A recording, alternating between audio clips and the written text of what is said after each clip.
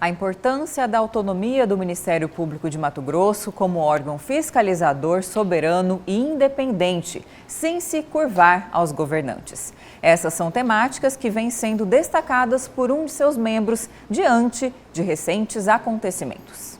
E é para falar sobre esse e outros assuntos que está aqui no estúdio do Jornal do Meio-Dia o Procurador de Justiça do Ministério Público de Mato Grosso, Domingos Sávio de Barros. Boa tarde, procurador, e seja bem-vindo aqui ao Jornal do Meio-Dia. Boa tarde, Lúcio. Boa tarde, Camila. Boa É um prazer estar aqui com vocês. Procurador, de forma conceitual, apesar do senhor ser assim, uma pessoa muito polêmica, qual a intenção quando o senhor distribuiu aquele vídeo falando, olha, o Ministério Público não pode ser chapa branca de jeito nenhum? Qual a preocupação que o senhor tem quando coloca isso de maneira conceitual?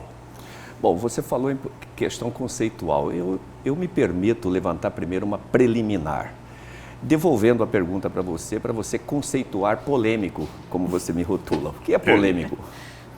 De repente, polêmico é a pessoa que tem ousadia de falar aquilo que determinados setores não gostariam de ouvir. Por aí. Aí seria, correto? Seria corajoso, né? Seria corajoso. Mas eu creio sobre esse tema que acho que não trago nenhuma novidade ao dizer que o Ministério Público realmente tem que ser uma instituição independente, né? Até porque a própria Constituição Federal colocou com clareza, né, que a nossa instituição ela tem autonomia financeira e também funcional, administrativa, assim como os seus membros têm liberdade, né, independência funcional, ou seja, nós não estamos vinculados a ninguém. A nossa opinião é a nossa opinião baseada na lei, baseada na Constituição. Então, nós membros, esse, aliás, é um dos orgulhos, uma da satisfação que eu tenho de ser membro do Ministério Público, por conta dessa independência, além de ser também, para mim, muito prazeroso defender aquilo que é função do Ministério Público, quais sejam a defesa da ordem jurídica, da democracia, do Estado democrático e também dos interesses sociais. Procurador, e na sua avaliação, essa questão, né, conforme até abrindo aspas, aproximadamente para o que o senhor disse, né, muitas vezes sujeitos deslumbrados acabam se tornando, pelo poder, acabam se tornando vassalos, né, dos governantes e aí sucumbem a outros interesses e deixam de lado a independência. Isso tem acontecido não somente no Ministério Público, mas em outras cortes, nas mais altas do país, inclusive, que a gente vê e tem gerado insegurança jurídica ou não? O que tem acontecido nessa falta de independência? Eu tenho minha avaliação particular, né, que certamente pode não coincidir com os demais. Mas o que eu quero enfatizar é o malefício que isso traz. Sim. É o malefício que isso traz. Se nós tivermos, seja onde for, né, um Ministério Público que seja realmente vassalo, que seja atrelado a governos, nós nunca teremos um Ministério Público que esteja realmente na defesa da sociedade. Por quê? Inteiramente na defesa. Porque muitas vezes o interesse da sociedade conflita com os interesses de um governante ou de outro, né? Agora há pouco você teve aí a questão da RGA.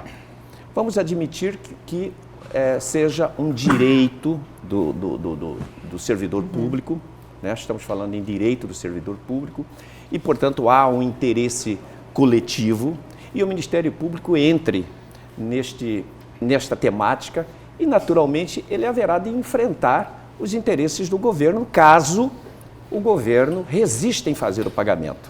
Então, como é que vai ser um Ministério Público atrelado a governo? Como é que vai ser um Ministério Público que não haja, por exemplo, quando se tem um secretário de Estado, um ministro ou um secretário municipal que esteja cometendo atos de corrupção e esse Ministério Público esteja atrelado ao governador, ao presidente da República ou mesmo ao prefeito municipal? Então, o Ministério Público deve ter essa independência. Procurador, o Ministério Público aqui de Mato Grosso já foi criticado várias vezes, digamos assim, por ser seletivo. O Ministério Público daqui é chapa branca? Não, eu não. Quando eu falo em Ministério Público, nós temos que considerar uma outra questão. O Ministério Público é composto aqui em Mato Grosso por 272 membros, né? Então, enquanto nós estamos conversando aqui, existem inúmeros colegas meus que estão fazendo e fazendo muito em prol da sociedade. Agora, se existir, e pode existir, alguém que realmente atrele a um determinado governante, seja municipal, estadual, paciência, né? Isso é de todo condenável. E eu não posso dizer aqui, assinar algo em branco, dizer não, todos são independentes, todos agem de acordo com os interesses da sociedade. Não, eu não faço isso. Assim como não faço isso para o Poder Judiciário, para a imprensa e tal. Por quê? Por que não faço isso? Porque nós somos, a nossa instituição é composta por homens e mulheres, seres humanos, que são falíveis, que podem pecar, né? Então, é possível que isso aconteça, esse atrelamento.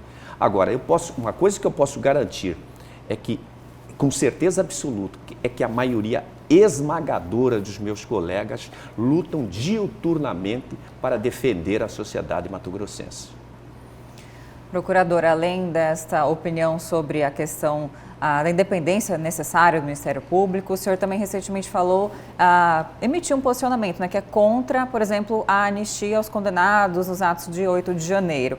E aí eu gostaria de saber, na sua visão, o senhor que trabalha diretamente na esfera criminal dentro do Ministério Público, conhece as penalidades para, enfim, inúmeros crimes do Código Penal. O senhor acredita que seria mais ponderado, talvez, uma revisão de pena ou não, sem anistia por completo? Qual que é a sua opinião neste caso?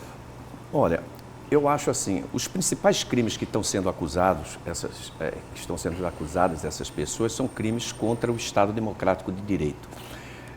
Crime de abolição violenta do Estado Democrático e crime de golpe de Estado, cujas penas vão de 4 a 8 anos e de 4 a 12 anos de prisão. E este bem jurídico que é protegido por esses tipos penais é um bem jurídico extremamente importante, que é a democracia.